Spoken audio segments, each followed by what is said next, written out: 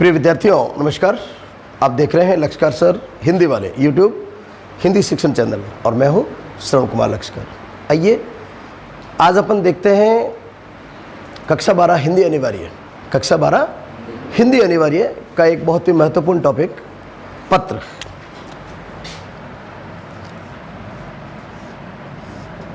और ये जो पत्र जो है आप लोगों ने देखा होगा, इस पत्र के अंदर कुल 5 टॉपिक है। पत्र के प्रारूप के अंदर कुल 5 टॉपिक है, जिसके अंदर अधिसूचना, निविदा, विज्ञप्ति, अर्धशासकीय पत्र, इस प्रकार कुल 5 प्रकार के छोटी छोटी चीज़ें हैं जो आपको पूछी जाएगी। और उन 5 में से चूँकि इस बार पाठ्यक्रम संशोधित हुआ है, तो इस संशोधित पाठ्यक्रम के चलते हुए कुल 5 में से 3 चीज़ें आपके कोर्स में हैं।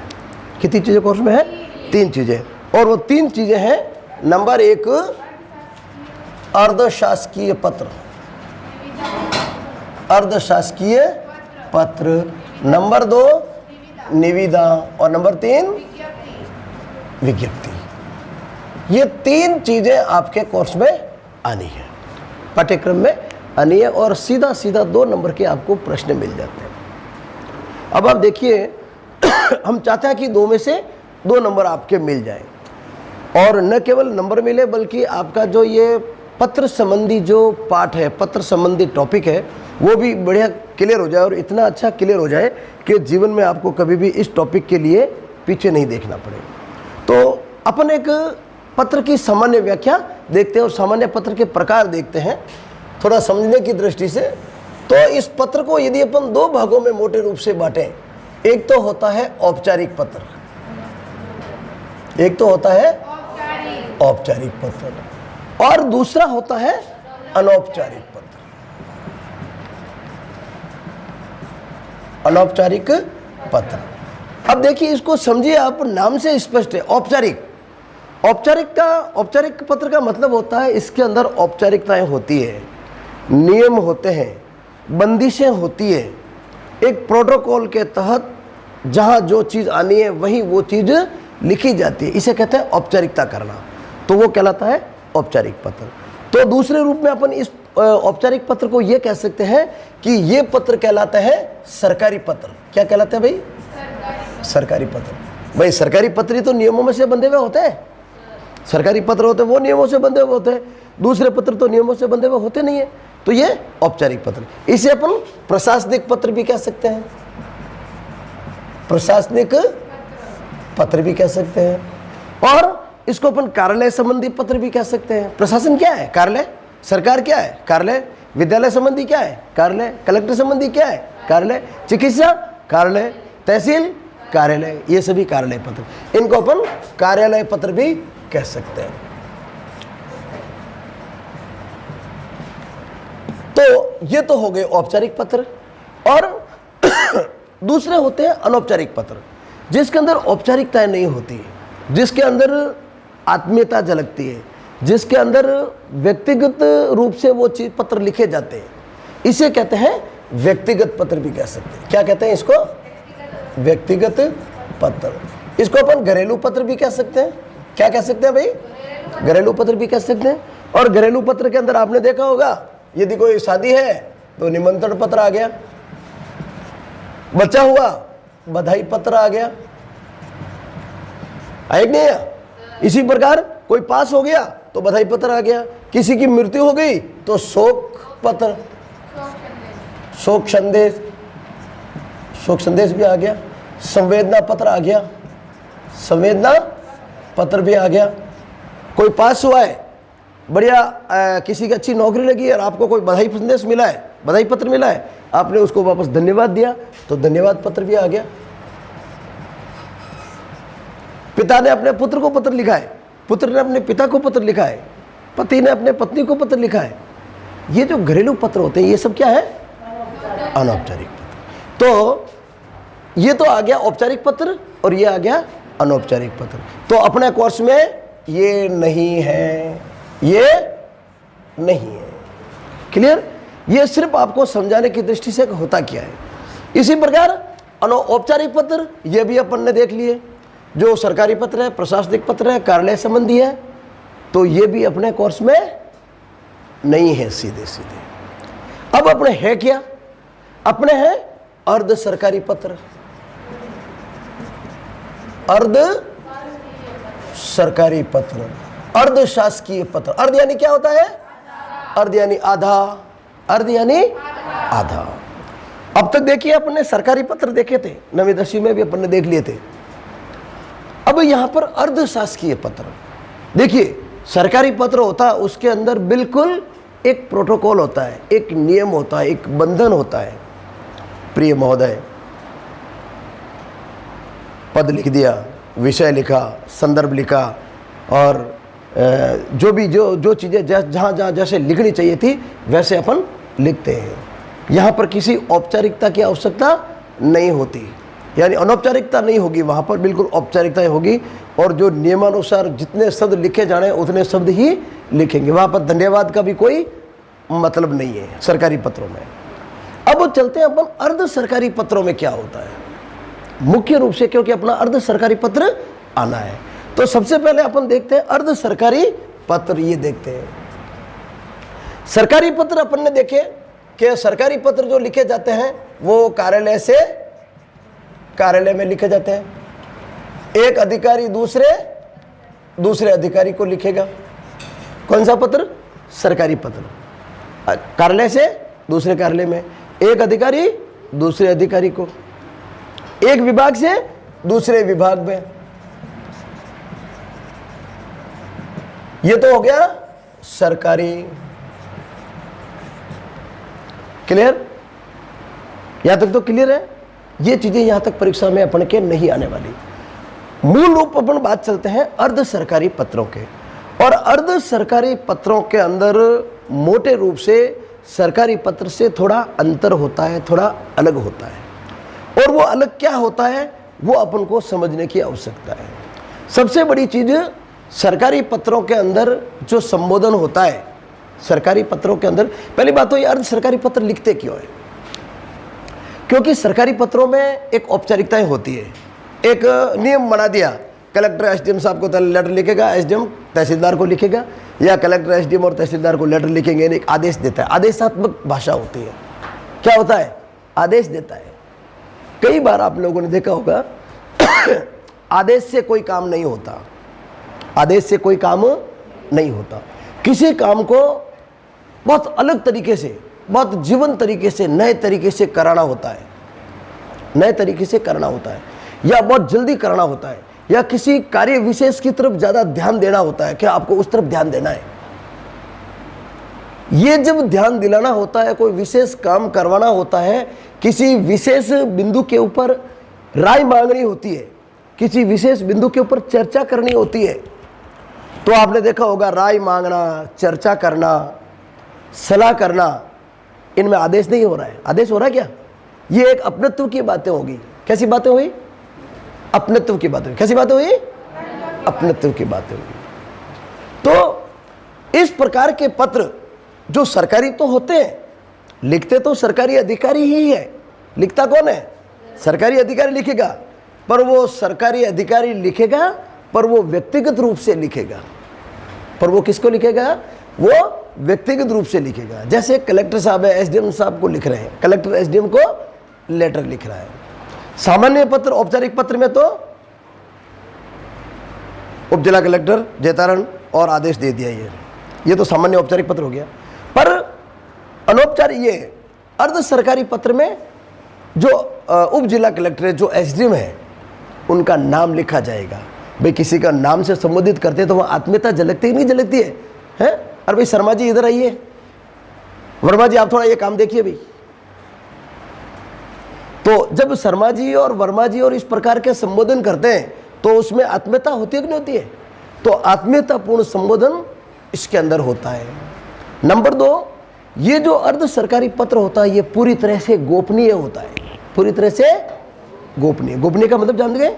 इसको कोई दूसरा पढ़ नहीं सकता। लिखने वालों को मालूम है कि मैंने क्या लिखा, पढ़ने वालों को मालूम है कि फलाना जी ने क्या भेजा। बिल्कुल गोपनीय होता है।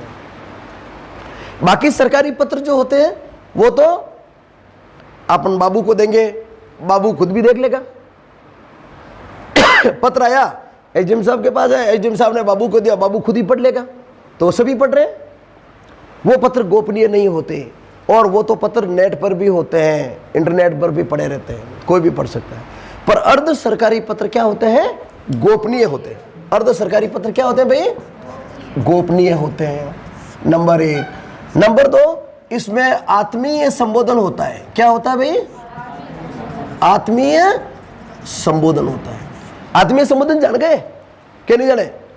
यानी सरकारी औपचारिक पत्र में तो पद लिखा जाता है, समस्त जिला कलेक्टर, समस्त उपखंड अधिकारी, समस्त प्रधानाचार्य, आदेश दे दिया, वो तो हो गया औपचारिक। पर श्री भास्कर विश्नोई, श्री भास्कर विश्नोई, श्री विश्नोई, ये काम है। तो ये जब बात होती है जहां पर आदरवाचक शब्दों का प्रयोग ना होकर व्यक्तिगत रूप से संबोधित किया जाता है, श्री, प्रिय श्री, सुश्री से संबोधन शुरू होता है, से संबोधन शुरू होता है। बैठा कि नहीं बैठा? बैठ गया। और श्री के साथ में, के साथ उपनाम जोड़ा जाता है, जोड़ा जाता, जैसे प्रिय श्री वर्मा जी। बैठे कि नहीं बैठे? तो इस प्रकार का संबोधन जिसमें होता है वो कहलाता है अर्ध सरकारी पत्र। ठीक है। इसके अतिरिक्त सबसे बड़ी चीज, संबोधन लेखक स्वयं अपने हाथ से लिखता है, अपने हाथ से लिखता है। सबसे बड़ी चीज, जैसे एक पत्र लिख दिया, सरकारी अर्ध सरकारी पत्र लिख दिया, ठीक है नहीं, बाबू से लिखवा दिया। अब जब साहब के पास साइन कराने जाएगा, साहब के पास साइन कराने जाएगा तो साहब खुद ही लिखेंगे प्रिय श्री वर्मा, भेज देंगे। समझ में आ रही ना? तो ये कौन लिखेगा? अपने हाथ से लिखेगा लिखने वाला। तो प्रिय श्री होगा, ये आत्मीय है कि नहीं है? आत्मीय संबोधन। तो नंबर 1 तो गोपनीय होता है, आत्मीय संबोधन होता है, संबोधन श्री, प्रिय श्री, सुश्री इनसे शुरू होता है और उपनाम का जोड़ा जाता है। और अंत में अच्छा, संबोधन लेखक स्वयं अपने हाथ से लिखता है। तो ये कुछ चीजें थी जिसके द्वारा अपन ये कह सकते हैं कि ये जो है अनौपचारिक पत्र औपचारिक पत्र से कुछ अलग होता है। इसके अतिरिक्त एक चीज और अपन कह सकते हैं इसके अंदर, इसमें आदेशात्मक भाषा नहीं होता है, आदेशात्मक भाषा नहीं होती। ठीक है। इसमें केवल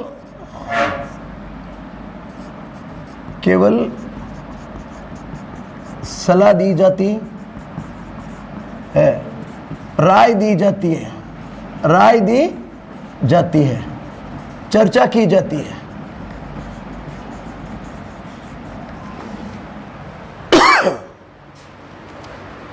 बैठे कि नहीं बैठी ये चीज? तो अर्ध सरकारी पत्र बिल्कुल क्लियर हो गया। अब इसको अपन एक उदाहरण से समझेंगे, एक उदाहरण देखेंगे अपन, क्योंकि परीक्षा के अंदर जो आपके आएगा, कई बार ऐसा सवाल छोटा पूछ लिया जाता है कि अर्ध सरकारी पत्र सरकारी पत्र से किस प्रकार भिन्न है, किस प्रकार भिन्न है। अब भिन्न तो भिन्न ही है। सरकारी पत्र में औपचारिकताएं होती है, इसके अंदर औपचारिकताएं नहीं होता है। सरकारी पत्र में संबोधन पद नाम के अनुसार होता है, इसके अंदर आत्मीय संबोधन होता है। सरकारी पत्र में व्यक्तिगत रूप से कुछ नहीं लिखा जाता, इसके अंदर व्यक्तिगत रूप से संबोधित किया जाता है, उपनाम से संबोधित किया जाता है। सरकारी पत्र में आदेशात्मक भाषा भी हो सकती है। भाई कलेक्टर तो एसडीएम को आदेश ही देगा, मुख्य सचिव कलेक्टर को आदेश देगा, तो सरकारी पत्रों के अंदर औपचारिक पत्रों के अंदर आदेशात्मक भाषा होती है। यहाँ पर आदेशात्मक भाषा नहीं होती। जहाँ चर्चा की जानी है, जहाँ राय ली जानी है, जहाँ इस प्रकार की किसी मुद्दे विशेष के ऊपर किसी विशेष संदर्भ में कोई बात की जानी चाहिए या विशेष संदर्भ में कोई बात करनी है, विशेष ध्यानाकर्षण करना है, तो वहाँ पर यह अर्ध सरकारी पत्र लिखा जाता है। बैठ गए दिमाग में? एकदम क्लियर। तो ये चीज अपने खास यहां से अपने काम की चीज है, तो आप इसको भी लिख ले, थोड़ा सा एक पॉइंट आउट आपको मालूम रह जाएगा। और ये चीज जो परीक्षा की दृष्टि से महत्वपूर्ण है, इसके बाद में अपन एक उदाहरण से देखते हैं। आइए इसको एक उदाहरण से अपन देखते हैं। एक प्रश्न है जो बहुत ही जीवंत और तात्कालिक विषय से संबंधित है, कोविड से संबंधित।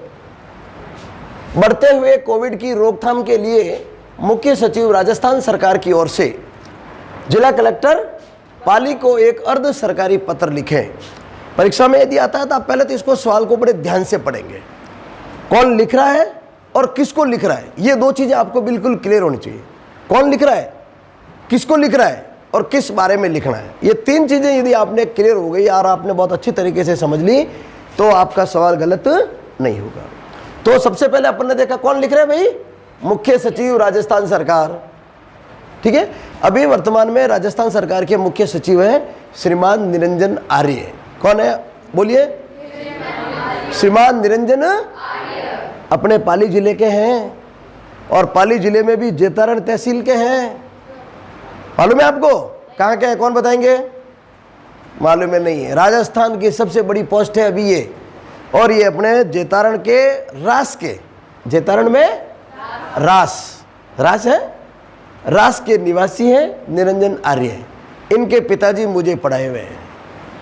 इनके पिताजी राम नारायण जी आर्य मेरे हेडमास्टर साहब थे जब मैं आपकी तरह कक्षा 10 का विद्यार्थी था, 9वीं और 10वीं का। तो मेरे प्रधानाध्यापक जी थे और बहुत ही गजब के अध्यापक थे, गजब के प्रधानाध्यापक थे। और ऐसे प्रधानाध्यापक मिले तभी आज हम इस स्तर तक पहुँचे हैं, ऐसे गुरु मिले तभी आज हम इस स्तर तक पहुँचे। तो निरंजन आर्य हमारे जेतारण के गौरव भी है। तो मुख्य सचिव राजस्थान सरकार, तो सबसे पहले तो राजस्थान सरकार अपन ने बीच में लिख लिया। ठीक है, अब यहां पर जो लिख रहा है उसका नाम आएगा निरंजन आर्य IAS, भारतीय प्रशासनिक सेवा के IAS होता है मुख्य सचिव।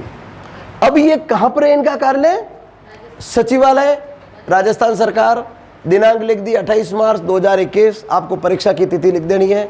और अर्ध सरकारी पत्र क्रमांक असपक्र, बोलो इसको,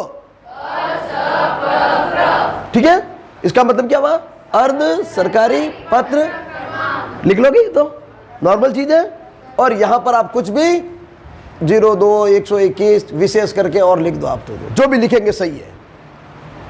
ठीक है, तो आपके लिए सबसे महत्वपूर्ण एक चीज तो यह है, इसके नंबर मिलते हैं, ये पत्र क्रमांक होने ही चाहिए। कोई भी राजकीय पत्र होगा पत्र क्रमांक के बिना नहीं जाता है, उसकी कोई वैलिडिटी नहीं है। तो पत्र क्रमांक, जहां से पत्र लिखा जाता है उसका लेटर पैड है ये, जो भी अधिकारी होगा उसका व्यक्तिगत ये लेटर पैड है। ठीक है, अब जिसको लिखा जा रहा है, अब पाली के जिला कलेक्टर, हालांकि अपन नाम जानते हैं पर अपन थोड़ी एक व्यवस्था की दृष्टि से, ताकि इसमें कोई गड़बड़ नहीं हो, एक प्रोटोकॉल है हमारा, तो अपन ने एक नाम लिखा प्रिय श्री वर्मा जी। अब तक जो अपन ने सरकारी पत्र जितने भी देखे, औपचारिक पत्र देखे, जिला कलेक्टर महोदय, प्रधानाचार्य महोदय, ऐसे लिखते थे, पर यहां पर पहली बार श्री वर्मा जी है। तो श्री आ गया और वर्मा ये उपनाम आ गया, जी लगा था। तो ये व्यक्तिगत संबोधन हुआ कि नहीं हुआ भाई? ये क्या लाता है? आत्मीय संबोधन। ये क्या लाता है? कोई भी पत्र आए अर्ध सरकारी है तो आपको आत्मीय संबोधन करना है। देखिए, सरकारी पत्र के अंदर एक विषय होता था, अपन पहले विषय लिखते थे, इसके अंदर विषय नहीं है, क्योंकि एक तरह का घरेलू पत्र हो गया। सरकारी पत्र है पर यह व्यक्तिगत पत्र है। एक अधिकारी दूसरे को लिख रहा है पर ऐसे जैसे कोई व्यक्तिगत पत्र हो। ठीक है ना, तो ये आत्मीय संबोधन। अब आप देखिए, जो भी बात लिखनी है, अब तक जो सरकारी पत्र अपन देखते थे सामान्यतः आदेशात्मक भाषा में होता था या आदेश आता था तो उसकी अनुपालनात्मक भाषा में होता था। छोटे अधिकारी होते थे, बड़े को लिखते तो उसको अनुपालना रिपोर्ट भेजते थे, और बड़े अधिकारी लिखते तो आदेश देते थे। अब यहाँ पर न आदेश है न अनुपालना है, एक सुझाव है, एक आपसी बातचीत है, कोरोना से संबंधित है। तो अब आप सामान्यतः सोचे, अपन देखो परीक्षा में आपको सोचना पड़ेगा कि अब लिखें क्या। तो पाली जिले के ज़्यादातर लोग कहाँ रहते हैं? बम्बई में रहते हैं, गोडवाड़ साइड के बम्बई में रहते हैं। बम्बई में, महाराष्ट्र में भी कोविड ज़्यादा है, ठीक है। तो जो मुख्य सचिव महोदय ये ध्यान आकर्षण कर रहे हैं, विभिन्न समाचार पत्रों व अन्य स्रोतों से ज्ञात हुआ है कि इन दिनों कोरोना गंभीर रूप से दोबारा सिर उठा रहा है, चूंकि आगामी दिनों में शादी विवाह की सीजन है और ग्रीष्मावकाश भी होने जा रहा है। शादी विवाह की सीजन में बाहर से आएंगे कि नहीं आएंगे? बम्बई से लोग आएंगे, गर्मियों की छुट्टियों में भी आएंगे तो कोरोना लेके आएंगे, लाएंगे कि नहीं लाएंगे? पाली के अधिकांश प्रवासी आ गया शब्द, बाहर रहने वाले। पाली के अधिकांश प्रवासी मुंबई व महाराष्ट्र के अन्य भागों में रहते हैं। उक्त सीजन में प्रवासियों के बहुतायत में आने से जिले में कोविड विस्फोट हो सकता है। देखो सुझाव है, हो सकता है। अतः इसी संदर्भ में विशेष कार्य योजना व सख्ती से ही इस पर नियंत्रण किया जा सकता है। देखो ये भी सुझाव है, किया जा सकता है। तो आत्मीय संबोधन सुझाव के रूप में, राय के रूप में, चर्चा के रूप में। क्लियर हो गया? भवनिष्ठ निरंजन आर्य, मुख्य सचिव। यहां पर एक चीज आप ये नाम लिख दिया, SD लिखेंगे, SD ऐसे कर लोगे भैया। देखो वापस देखो इसको, SD ऐसे लाइन। SD का मतलब होता है सिग्नेचर्ड, सिग्नेचर यानी हस्ताक्षर, सिग्नेचर्ड ED, सिग्नेचर्ड यानी हस्ताक्षरित, हस्ताक्षर कर दिए गए, तो SD लिखना आपको, ठीक है। और यहां पर प्रतिष्ठा में जिसको पत्र भेजा जा रहा है, श्रीयुत रामकिशोर वर्मा, जिला कलेक्टर पाली, उसका एड्रेस यहां पर आ जाएगा। बैठी कि नहीं बैठी इसमें? अर्ध सरकारी पत्र बिल्कुल क्लियर है, यानी भेजने वाले का नाम, इधर पत्र क्रमांक, पद, आत्मीय संबोधन और आत्मीय भाषा के अंदर सुझाव देते हुए सिंपल भाषा में अपना जैसे घरेलू पत्र लिखते हैं वैसा अपन को लिखना है। और लास्ट में ये इस तरफ यानी बाईं तरफ जो है पाने वाले के पता लिखेंगे, पाने वाले का पता, पाने वाले का पद, और नीचे इधर भवनिष्ठ करके भेजने वाले के हस्ताक्षर पद सहित। तो हाँ क्रमांक देखो, क्रमांक का मतलब देखो, क्रमांक का मतलब यह होता है कि अपन जो पत्र भेजते हैं, कई बार अपन ने पत्र भेजा और अगला कैसा मदद मिली को नहीं सर, तो अपने पास एक पत्र पड़ा रहता है इतने क्रमांक में। क्रमांक का मतलब पत्र भेजते समय अपन एक नंबर होता है, 1 नंबर 2 नंबर 3 नंबर, ये अपनी फाइल में डालते रहते हैं। एक तो भेज दिया, एक उसकी कॉपी अपने पास रखेंगे, तो उसको क्या है कि जब वापस 1 नंबर पत्र 2 नंबर पत्र देखते समय अपन को आसानी रहती है, ठीक है नहीं। तो ये होता है क्रमांक। तो असपक्र अर्ध सरकारी पत्र क्रमांक, क्लियर हो गई है? तो इस प्रकार ये अपन कर सकते हैं। तो आप इसको जरूर देखें, समझें, आपके बहुत काम आएगा। अब इसके 2-3 प्रश्न मैं आपको और दे रहा हूं, इन प्रश्नों को आपको हल करना है। इसी प्रकार इसकी अर्ध सरकारी पत्र लिखना है। इससे संबंधित जो पत्रों से संबंधित है ये नियमित वीडियो अब आते रहेंगे, आप इनको जरूर देखें। और इसके अतिरिक्त लगभग पूरा कोर्स हो चुका है। जितने भी साथी नए जुड़े हैं उनसे निवेदन कि इस चैनल को यदि अब तक आपने सब्सक्राइब नहीं किया है तो सब्सक्राइब करें, लाइक करें और कंटिन्यू सभी वीडियो को आप देखें। और लगभग 1 महीना रहा है, अपनी पढ़ाई को थोड़ी गति दें। मैं उम्मीद करता हूं कि ये वीडियो आपके लिए बहुत ही उपयोगी रहने वाले हैं। इसके अतिरिक्त भी यदि आपकी कोई क्वारीज हो, आपकी कोई इच्छा हो, कोई जानकारी हो, कोई प्रश्न हो, तो कमेंट के माध्यम से ज़रूर बताएं। आप सभी का बहुत बहुत धन्यवाद।